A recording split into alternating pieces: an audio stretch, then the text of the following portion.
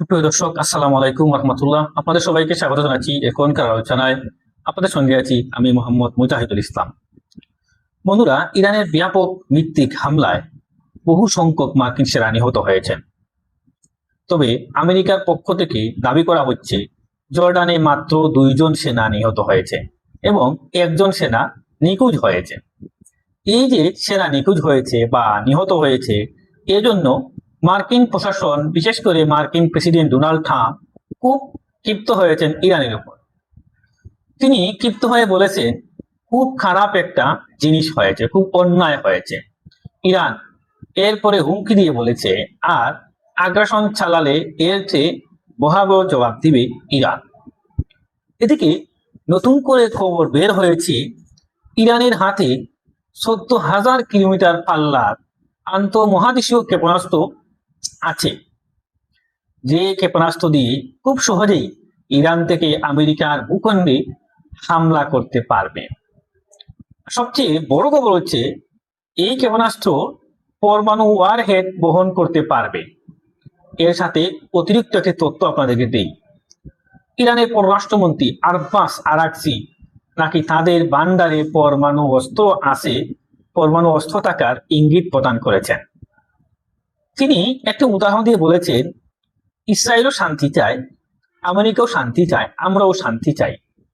সুতরাং আমরা ইসরায়েল সফরে যাব এবং তাদের পরমাণু অস্ত্র আছে কি না, তাদের পরমাণু অস্ত্র আছে কি না সেটা দেখার জন্য আমরা ইসরায়েল সফরে যাব।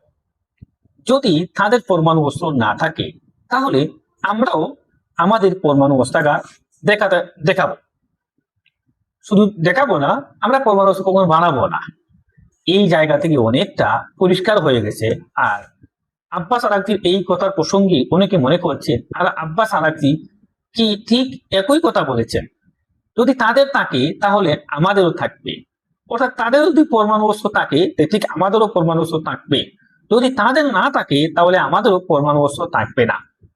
তার মানে অনেকেই মনে করছেন এই কথার ভেতর দিয়ে বেসিক্যালি ইরানের পরমাণু আছে, থাকার কথা তিনি ইঙ্গিত করেছেন এবং ইঙ্গিত পাওয়া যাচ্ছে।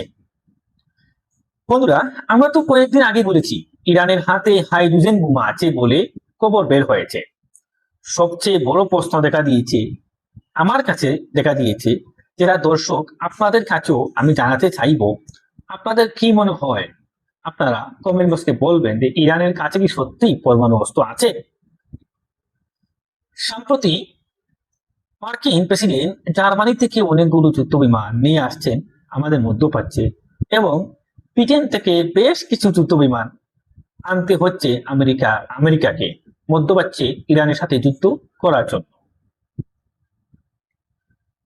আমার প্রশ্ন হচ্ছে, মধ্যপ্রাচ্যে তো পূর্ব থেকেই অনেকগুলো যুদ্ধ বিমান নিউজ ছিল, তাহলে এগুলো কি হলো? আমার এখানে প্রশ্ন আছে। মধ্যপ্রাচ্যে, ইরাকে, জর্ডানে, সিরিয়ায়, এমনকি সৌদি আরবে, কুয়েতে, বাহরাইনে, সংযুক্ত আরব আমিরাতে এবং কাতারে, ওমানে, এ সমস্ত জায়গায় যে এত এত বিমান মোতায়েন ছিল আমেরিকার, এরপরও কেন এখন জার্মানি বা ব্রিটেন থেকে, লন্ডন থেকে বিমান আনতে হলো? এর কারণটা কি? এর কারণটা কি? তাহলে আগের যেগুলা ছিল মধ্যপ্রাচ্যে নিয়োজিত, সেই সমস্ত বিমান কোথায় গেল? কোথায় হারিয়ে গেল? নাকি ধ্বংস হয়ে গেছে ইরানের হামলায়? না অকেজো হয়ে গেছে? নাকি সে সমস্ত বিমান আছে, এখনো আছে, বা আরো অনেক বিমান এনে একই সাথে ইরানের উপরে একবারে চূড়ান্ত বা চরমতম হামলা চালাবে, এই উদ্দেশ্যে এই বিমানগুলো আনছে? কিন্তু আসলে কোনটা? আমি আরেকটা ছোট্ট খবর দিয়ে বিস্তারিত আলোচনা চালিয়ে যাব। আপনারা দেখছেন, গত কয়েকদিন আগে মার্কিন কংগ্রেসের প্রতিনিধি পরিষদে ভোটাভুটি হল। আমেরিকাকে ইসরায়েলের সামরিক ও অর্থনৈতিক সহযোগিতা বন্ধ করতে হবে, এই জন্য রিপাবলিকান দলের একজন প্রতিনিধি পরিষদের সদস্য প্রস্তাব এনেছিলেন।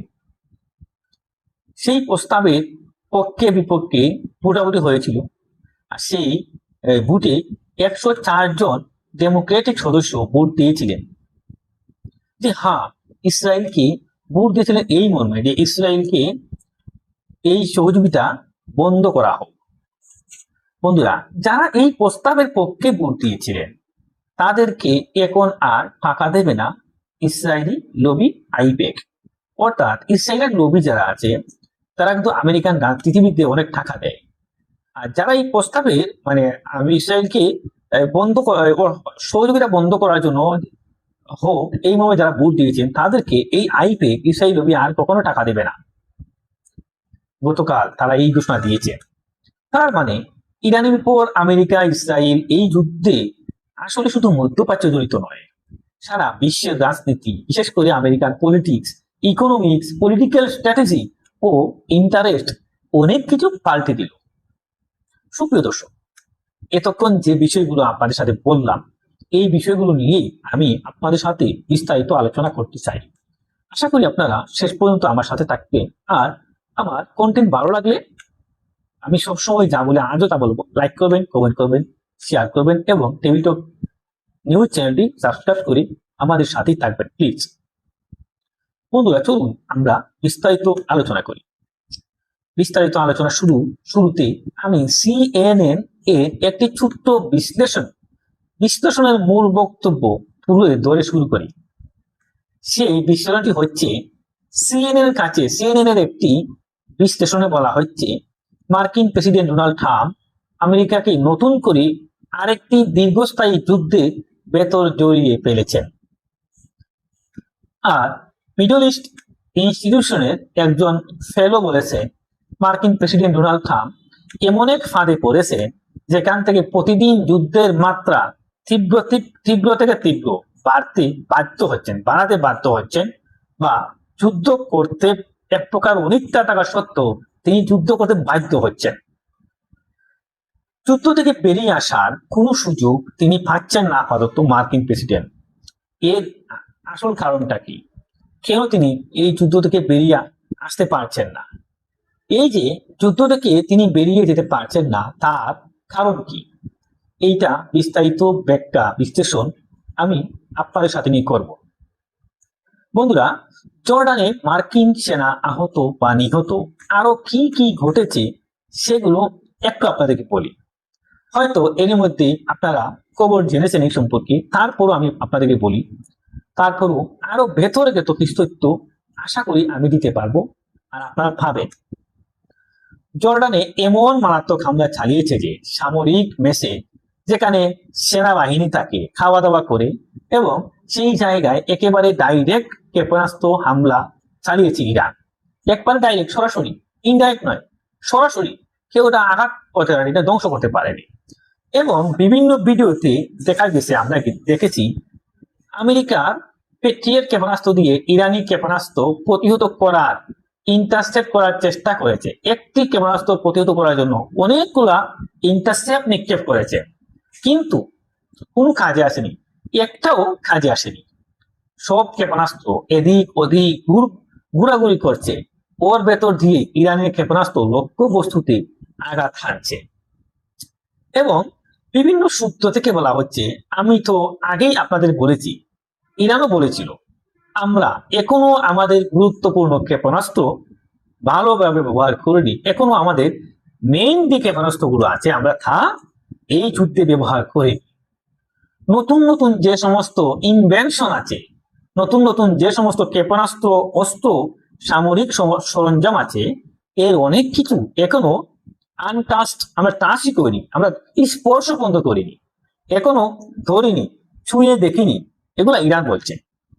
তো এখন সমস্ত ক্ষেপণাস্ত্র ব্যবহার করা হচ্ছে, ইরান ব্যবহার করছে, তার বেশিরভাগই খাইবার শেখান, ফাতেহ 110, তারপরে আরো কিছু ক্ষেপণাস্ত্র আছে। এই সমস্ত বড় বড় ক্ষেপণাস্ত্র, যে সমস্ত ক্ষেপণাস্ত্র হাইপারসোনিক এবং ব্যালিস্টিক মিসাইল, যে সমস্ত ক্ষেপণাস্ত্র এত গতিতে আঘাত হানে যে এই সমস্ত ক্ষেপণাস্ত্র ঠেকানোর মতো কোনো প্রযুক্তি আমেরিকা কিংবা ইসরায়েলের হাতে নেই বললেই চলে। তাহলে এই ক্ষেপণাস্ত্রগুলো ঠেকানো বা প্রতিহত করার, ইন্টারসেপ্ট করার উপায়টা কি? আমার কাছে মনে হয় কোনো উপায় নেই, আমেরিকা ইসরায়েল নিরুপায়।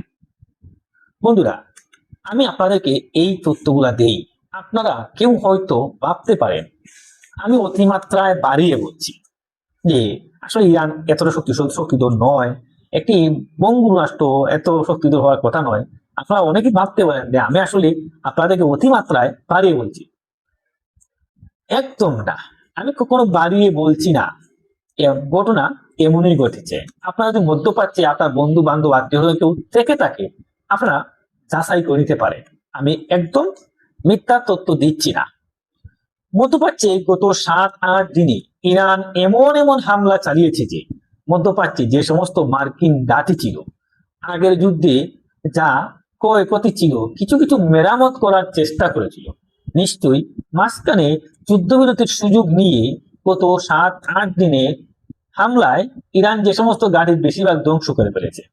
গত যুদ্ধবিরতির ফায়দা নিয়ে আমেরিকা যে সমস্ত ঘাঁটিগুলো আবার মেরামত করেছিল, সেইগুলো এই 7-8 দিনের হামলায় ইরান চূড়ান্ত ভাবে মাটির সাথে মিশিয়ে দিয়েছে। আর এখানে সবচেয়ে বেশি ধ্বংস হয়েছে তা হচ্ছে radar system, early warning system, electronics warfare, এবারে জামিন সিস্টেম, গোয়েন্দাগিরি করার জন্য যে সমস্ত বিমান ব্যবস্থা থাকে সবগুলোই ধ্বংস করে দিয়েছে। এ সমস্ত কিছু ধ্বংস হয়েছে। সেই ক্ষেত্রে মার্কিন বিমান বাহিনী যে কাজ করবে এগুলো কঠিন হয়ে পড়েছে তাদের জন্য। এই যুদ্ধে বর্তমান যে পরিস্থিতি, এই যুদ্ধে মার্কিন যে একটা বিমান বাহিনী আছে তাদের বিমান ব্যবহার করে ইরানকে হামলা করবে, তাদের জন্য কঠিন থেকে কঠিন তো হয়ে গেছে, কারণ প্রত্যেকটা বিমান ঘাঁটি ধ্বংস হয়ে গেছে। যার কারণে তাদেরকে এখন ভূমিতে নিক্ষেপযোগ্য ক্ষেপণাস্ত্র মূলত ব্যবহার করতে হচ্ছে। বিমানও ব্যবহার করছে কিছু কিছু, কারণ এ সমস্ত বিমান পরিচালনার জন্য তাদের আরো আরো অনেক অনেক রাডার বিভিন্ন জায়গায় আছে, সেগুলো আনতে হবে। বন্ধুরা, মিডল ইস্টের সব দেশের সব সামরিক ঘাঁটি, সব ক্ষেপণাস্ত্র ব্যবস্থা বা রাডার সিস্টেম এটা ধ্বংস করে ফেলেছে তা তো না। এই যে তুরস্কে আছে সেগুলো তো আর ইরান ধ্বংস করেনি, হয়তো আজারবাইজানও আছে, সেগুলো তো ধ্বংস করেনি। তুর্কমেনিস্তানে তো আছে বা কাজাকস্তানে থাকতে পারে, আরো কোথায় কোথায় আছে তা তো এখনো সব জানা যায়নি বা জানা নেই। বন্ধুরা, কাজ চালাচ্ছে, কিন্তু ওপেন যেগুলো ছিল কুয়েত, বাহরাইন, ইরাক, ধরুন সিরিয়ায় একটা হামলা করেছে, জর্ডান, এবারে সৌদি আরব, সংযুক্ত আরব আমিরাত, কাতার, এইসব জায়গায় মোটামুটি ভালো করে বড় রকমের হামলা চালিয়েছে ইরান এবং সেখানকার গাড়িগুলো মোটামুটি ধ্বংস হয়ে গিয়েছে। এগুলো এক প্রকার প্রায় শেষ বলা যায়। সেই ক্ষেত্রে আমেরিকা এখন বিপদের মুখে, মারাত্মকভাবে আমেরিকা এখন বিপদের মুখে। এরই অংশ হিসেবে জর্ডানে গতকালকে ব্যাপক হামলা চালিয়েছে ইরান। মানে জর্ডানের আল আজরাক বিমান ঘাঁটি, প্রিন্স সুলতান এয়ারবেস, প্রিন্স হাসান এয়ারবেস, তারপরে মুয়াফাক আল সালাতি, এরকম আরো কয়েকটা বিমান ঘাঁটিতে হামলা করেছে এবং এগুলা মোটামুটি প্রায় শেষভাবে ধ্বংস করে দিয়েছে। বন্ধুরা দেখুন, খেয়াল, এই সমস্ত দেশ খুবই দুর্বল। আমি যে দেশগুলোর নাম বললাম এগুলা দেশ অর্থনৈতিকভাবে সমৃদ্ধ থাকলেও সামরিকভাবে অনেকটা দুর্বল। তাদের নেই ঠিক মতো সামরিক বাহিনী, কারো বিরুদ্ধে কোনো যুদ্ধ করতে পারে না। অথচ এক একটা বিমান ঘাঁটি বানিয়েছে, কতগুলো বিমান ঘাঁটি এক একটা দেশে। চিন্তা করেছে তারা বিমান বাহিনী নেই কিন্তু বিমান ঘাঁটির অভাব নেই। এগুলো সব সামরিক বিমান ঘাঁটি এবং এই সমস্ত বিমান ঘাঁটির নাম সব আবার আরবি নামে, প্রিন্সদের নামে, প্রিন্স হাসান, প্রিন্স সুলতান এয়ারবেস, প্রিন্স আজরাক, অমুক তমুক ইত্যাদি, কত কিছু নাম, সব মুসলমানদের নামে, যাতে কেউ না বুঝতে পারে এটা আমেরিকার ঘাঁটি। চিন্তা করছে এগুলো আমেরিকার চালাকি। তো যাই হোক, যতই চালাকি করুক সবকিছু ইরানের সামনে বেরিয়ে যাচ্ছে এবং নিখুঁত ভাবে হামলা চালাচ্ছে, নিখুঁত ভাবে সেই ঘাঁটিগুলো ধ্বংস করে দিচ্ছে। এবং ইরানের হামলা জর্ডানে, কুয়েতে বা সিরিয়ায় যে ঘাঁটিতে হামলা চালিয়েছে, গত পরশুদিন রাতে যেসব ঘাঁটিতে হামলা চালিয়েছে, এই 3 জায়গায় বিশেষ করে গত 2-3 দিনে প্রচুর সংখ্যক বিমান, ব্ল্যাক হক হেলিকপ্টার, রিফুয়েলিং ট্যাঙ্কার, যুদ্ধ বিমান, এগুলো প্রচুর সংখ্যক ধ্বংস হয়েছে। কয়টা ধ্বংস হয়েছে তা বলছে না বা তা খোঁজ পাওয়া যায়নি। আর জর্ডানে মাত্র 2 জন সেনা নিহত এবং 1 জন নিখোঁজ হওয়ার কথা ইরান বলছে। একই সমুদ্র নাকি নিখোঁজ হয়ে গেছে? কোথায় গেছে? এ উড়ে চলে গেছে নাকি? অথচ ইরানের বিভিন্ন সূত্র থেকে দাবি করা হচ্ছে 100 এর বেশি সেনা নিহত হয়েছে। আর বেশ কিছু সেনা নাকি আটক করেছে ইরান। 100 সেনা যদি নিহত হয় তাহলে আহত কত? এমন কথা বলা যাচ্ছে যে এয়ার অ্যাম্বুলেন্স করে নিয়ে যাওয়া হয়েছে বহু সংখ্যক আহত সেনাদেরকে চিকিৎসার জন্য। তারা হয়তো জায়গা মতো পৌঁছাতে পৌঁছাতে কেউ কেউ মারাও গেছেন। আবার যারা আহত তাদের অনেকের অবস্থা আশঙ্কাজনক, হয়তো নাও বাঁচতে পারে। একবার চিন্তা করে দেখেন। আমি এখানে সবচেয়ে গুরুত্বপূর্ণ যে প্রশ্ন তুলছি, এই প্রশ্ন আপনারা বলবেন এটা ভ্যালিড কি ইনভ্যালিড, মানে যৌক্তিক না অযৌক্তিক। আমেরিকাকে এখন জার্মানি আর ব্রিটেন থেকে যুদ্ধ বিমান আনতে হচ্ছে। আমার প্রশ্ন হচ্ছে মধ্যপ্রাচ্যে এত এত ঘাঁটি, এমনকি তুরস্কেও আমেরিকার কয়েকটা ঘাঁটি আছে এবং সেখানে বিমান আছে, পরমাণু বোমা পর্যন্ত মোতায়েন করা আছে তুরস্কে। তো এই যে এত ঘাঁটি এবং সেখানে এত বিমান মোতায়েন ছিল, আবার আব্রাহাম লিঙ্কন যে বিমান বাহিনী রণতরী সেখানে মোতায়েন ছিল, আবার তাতে বিমান সংখ্যা আছে আব্রাহাম লিঙ্কনের 50টার বেশি বিমান আছে। এত বিমান থাকার পরেও আরো নতুন করে মধ্যপ্রাচ্যে ব্রিটেন থেকে এবং জার্মানি থেকে কেন বিমান আনতে হচ্ছে? তাহলে অর্থ কি দাঁড়ালো? কি অর্থ দাঁড়ালো?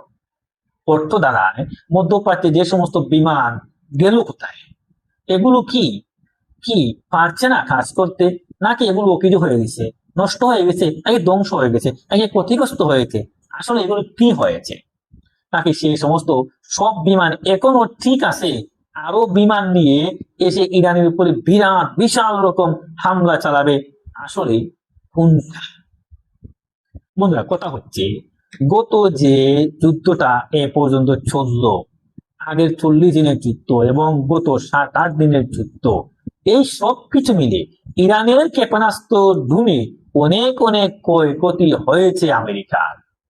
এবং আমরা তো আগেই 40 দিনের যুদ্ধে আমেরিকার গণমাধ্যম থেকে খবর জেনেছিলাম প্রায় 42টি এয়ারক্রাফট ধ্বংস হয়েছে, আর ভেতরে 30টি MQ-9 রিপার ড্রোন, আর বাকি 12টি হচ্ছে বিমান বা হেলিকপ্টার ধ্বংস হয়েছিল। কিন্তু ওই রিপোর্টের পরেই বলা বলে হয়েছিল এগুলো খুব অল্প বলেছে, আর আসল ঘটনা আরো অনেক। এখন এই যে জার্মানি এবং ব্রিটেন থেকে বিমান আনতে হচ্ছে, তাহলে মধ্যপ্রাচ্যের বিমান কি শেষ? এই প্রশ্ন কিন্তু আসছে। বন্ধুরা, আমি আরেকটা কথা বলি আপনাদেরকে। ধরুন মধ্যপ্রাচ্যের যে সমস্ত গাড়িতে আমেরিকার বিমান মোতায়েন ছিল, প্রত্যেকটা গাড়িতে তো ক্যাপাসিটি থাকে যে এতগুলো বিমান এখানে মোতায়েন করা যাবে। হুট করে তার বাইরে থেকে বিমান এনে মোতায়েন করবে কোথায়? জায়গাটা কোথায়? আমি ধরে নিলাম যে আগের গুলা এখন মধ্যপ্রাচ্যে ঠিক আছে, প্রত্যেকটা গাড়িতে তো একটা পরিমাণ থাকে যে এতগুলা এই গাড়িতে রাখা যাবে। এখন যে ব্রিটেন থেকে আবার জার্মানি থেকে বিমানগুলো আনতেছে, এগুলা রাখবে কোথায়? জায়গাটা কোথায়? তাহলে কি জায়গা খালি হয়ে গেছে? আর খালি জায়গা খালি হয়ে থাকে, যে জায়গাটা খালি হলো কিভাবে? মানে ইরানের ক্ষেপণাস্ত্রের আঘাতটা, ড্রোনের হামলাটা খুব বড় মাত্রায় হয়েছে, এটা পরিষ্কার বোঝা যাচ্ছে যে মার্কিন বিমানগুলো ধ্বংস হয়ে গেছে, যার কারণে জায়গা খালি হয়েছে।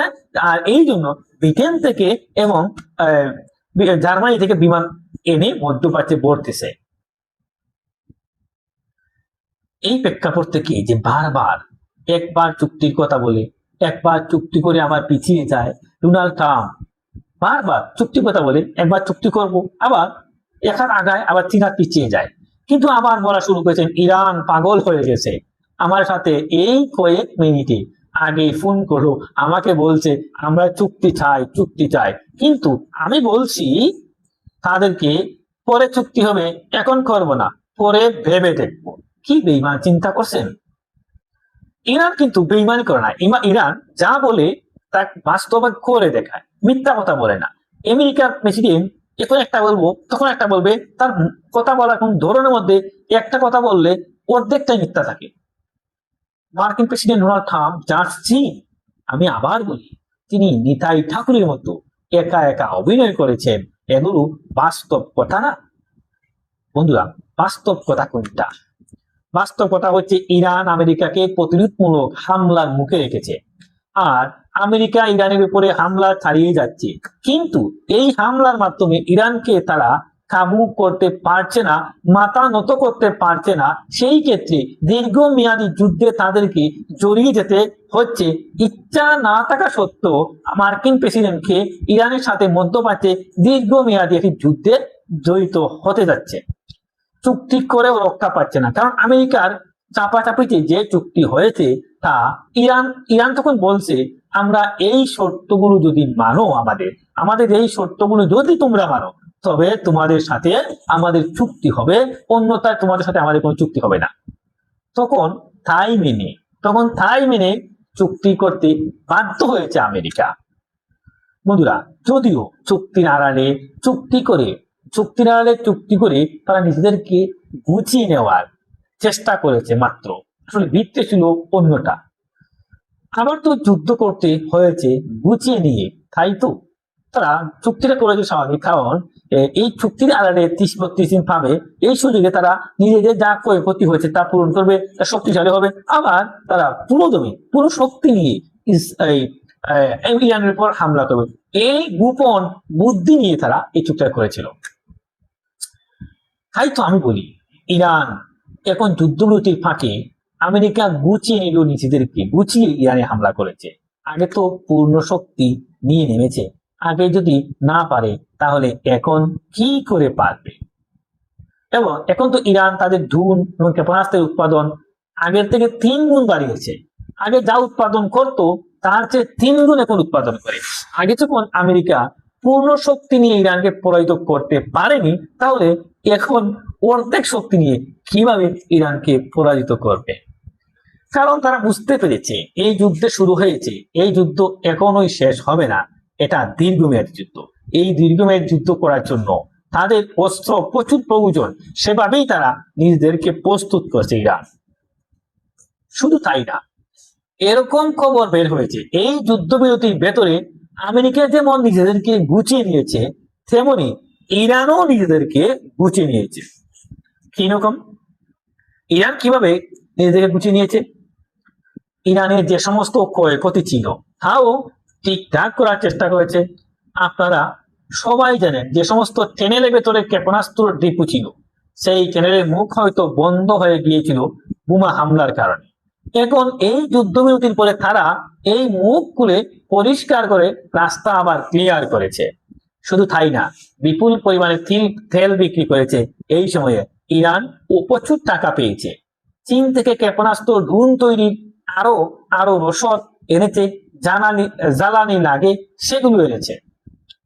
ডোনাল্ড ট্রাম্প বলেছে, তো সেদিন চীন এগুলো দেয়া বন্ধ না করলে কেমন হয়? ইরানের কাছ থেকে তেল কেনা বন্ধ করতে হবে। ক্ষেপণাস্ত্র অনেক কিছু দিচ্ছে বলে অভিযোগ করেছেন মার্কিন প্রেসিডেন্ট ডোনাল্ড ট্রাম্প। মার্কিন প্রেসিডেন্ট ডোনাল্ড ট্রাম্পের জবাবে চীন বলছে, এটা আমাদের ব্যবসা, এটা তোমার ব্যবসা না, তুমি এখানে নাক গলাতে কেন আসছো? আমি কাকে কি দেব না, আমি কার কাছে থেকে তেল আনবো কিনবো, কার কাছে কিনবো না, এটা আমার ব্যাপার, আমার অভ্যন্তরীণ বিষয়, তুমি দেখতেই থাকো, তুমি কথা বলতে পারো না। বন্ধুরা, যুদ্ধবিরতিতে যে শুধু আমেরিকা নিজেদেরকে গুছিয়ে নিয়েছে, শুধু তা তো না, ইরানও নিজেদেরকে প্রস্তুত করেছে, আবার শুরু থেকে গুছিয়ে নিয়েছে। এখন এই যুদ্ধে যে আমেরিকা করছে, তাতে লাভটা কার হলো? এই যুদ্ধ আমেরিকা যে করছে, লাভটা আসলে কার হলো? দেখেন, যুদ্ধের আগে হরমুজ প্রণালী খোলা ছিল, যুদ্ধের আগে শান্তি অবস্থা ছিল, আমেরিকার কোনো সেনা মারা যায়নি, মধ্যপ্রাচ্যে এত ঘাঁটি সব ঠিকঠাক ছিল, আমেরিকা অসম্ভব দামি জবরদস্ত গর্জিয়াস সব বিমান হেলিকপ্টার অক্ষত অবস্থায় ছিল। সারা বিশ্বে আমেরিকার যে প্রভাব প্রতিপত্তি ছিল সব ছিল, সারা বিশ্বে তাদের ব্যবসা বাণিজ্য সবকিছু, কত কিছু সবই ছিল। এমনকি রিপাবলিকান দল এখন যে খারাপ অবস্থায়, মিড টার্ম ইলেকশনে একদম বড়াডুবির মুখে পড়েছে। এখন নভেম্বরের নির্বাচন, এই নির্বাচনে রিপাবলিকান দলের বড়াডুবি হবে, অথচ যুদ্ধ না হলে হয়তো এত বড়াডুবি হতো না। আসলে লাভটা কার হলো? লাভটা ইরানের হয়েছে। মার্কিন অস্ত্রের মজুদ এক প্রকার শেষ, এটা আমার কথা না, খুদ আমেরিকার গোয়েন্দা সংস্থার কথা, আমেরিকার সামরিক বিশ্লেষকদের কথা, আমেরিকার মিডিয়ার কথা। তাহলে লাভটা আসলে কার হলো? যুদ্ধ করতে এসে যদি তার অস্ত্রের মজুদ শেষ হয়, শুধু তাই না, যুদ্ধ করতে এসে তার অস্ত্রের মজুদ শেষ হয় এবং সামরিক বাহিনীর ক্ষয়ক্ষতি হয়, এখন বাজেট প্রায় গত বছরের চেয়ে এবার ডাবল করতে হচ্ছে। $1.5 ট্রিলিয়ন বাজেট প্রস্তাব করেছে এবং এর আগের বাজেটের চেয়ে 44% বাজেট বেশি করেছে। এই টাকাটা তো ব্যয় হচ্ছে মার্কিন জনগণের ট্যাক্সের পয়সা। তাহলে যুদ্ধ করতে এসে লাভ টাকার হলো। বন্ধুরা, শুধু তাই না, এখন যদি আমেরিকা যে নাকানি চুবানি খেয়েছে সারা বিশ্বের কাছে, যেভাবে অপমানিত হচ্ছে, এরপরে যদি পরাজিত হয়ে মধ্যপ্রাচ্য থেকে চলে যেতে বাধ্য হয় আমেরিকা, তাহলে ইসরায়েলের অস্তিত্বের কি হবে? তাহলে ইসরায়েলের অস্তিত্ব থাকবে কি? ইরান কি ইসরায়েলকে ছেড়ে দেবে? ডোনাল্ড ট্রাম্প কোন বুদ্ধি নিয়ে, কোন যুক্তি নিয়ে এই মধ্যপ্রাচ্যে ইরানের সাথে, এত বড় একটা দেশের সাথে যুদ্ধ করতে আসলেন এবং আসলে লাভটা কি হলো তার? বন্ধুরা, শুধু তাই না, মার্কিন রাজনীতিতে এই যুদ্ধ কতটা মারাত্মক ভাবে প্রভাব ফেলেছে দেখুন। এই যুদ্ধের ভেতরেও গত 3-4 দিন আগে আমেরিকার কংগ্রেসের হাউস অফ রিপ্রেজেন্টেটিভসে ভোটাভুটি হয়েছে। ইসরায়েলকে আমরা আর সাহায্য দেব না, আমেরিকাকে টাকা, আমেরিকার জনগণের ট্যাক্সের টাকা তাদেরকে দিতে হবে না, এই প্রস্তাব নিয়ে ভোটাভুটি হয়েছে। এই প্রস্তাব তুলছে কে? এই প্রস্তাব তুলেছেন খুদ রিপাবলিকান দল, ডোনাল্ড ট্রাম্পের পার্টির একজন কংগ্রেসম্যান। প্রস্তাবের পক্ষ থেকে তিনি ভোট দিয়েছেন এবং ডেমোক্রেট দলের প্রায় অর্ধেক সদস্য এই প্রস্তাবের পক্ষে ভোট দিয়েছেন। মোট 104 জন ডেমোক্রেট কংগ্রেসম্যান হাউস অফ রিপ্রেজেন্টেটিভসে তারা ভোট দিয়েছে প্রস্তাবের পক্ষে, অর্থাৎ ইসরায়েলকে সামরিক সহযোগিতা দেয়া যাবে না। খুদ ডোনাল্ড ট্রাম্পের পার্টির লোকজন, 104 জন মানুষ ডোনাল্ড ট্রাম্পের বিপক্ষে ভোট দিয়েছে। এই ঘটনার পরেও যদি এই প্রস্তাব পাস হয়নি, রিপাবলিকানরা ব্যাপক বিরোধিতা করেছে, যার কারণে প্রস্তাবটি পাস হয়নি। এই ভোটাভুটির পরে এখন ইসরায়েলি লবিং আছে আইপিএ, সেটা ইসরায়েলের পক্ষে লবিং গোষ্ঠী, মার্কিন প্রশাসনের যারা লবিস্ট হিসেবে কাজ করে, তারা বলছে যে সমস্ত ডেমোক্রেট সদস্য ইসরায়েলের বিরুদ্ধে, অর্থাৎ ইসরায়েলকে সাহায্য না দেওয়ার ব্যাপারে ভোটাভুটিতে অংশ নিয়েছিল, তাদেরকে আমরা আর কোনো ডোনেশন দেব না। বন্ধুরা, একটু খেয়াল করুন,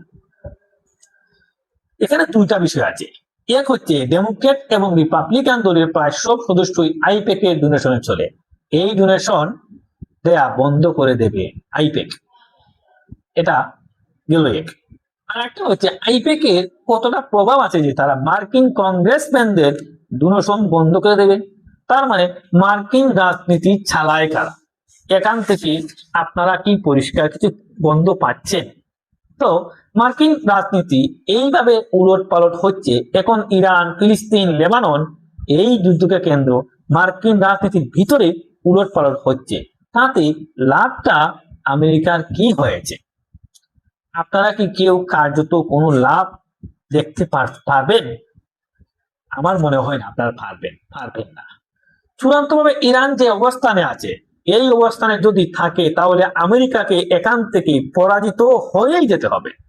তখন মধ্যপ্রাচ্য এবং সারা বিশ্বের রাজনীতির সামগ্রিক সমীকরণ পাল্টে যাবে এবং আমার বিশ্বাস তখন এক কেন্দ্রিক বিশ্ব ব্যবস্থা থেকে বহু কেন্দ্রিক বিশ্ব ব্যবস্থা চলে যাবে। সুপ্রিয় দর্শক, আজকের আলোচনা এখানে শেষ করতে চাইছি।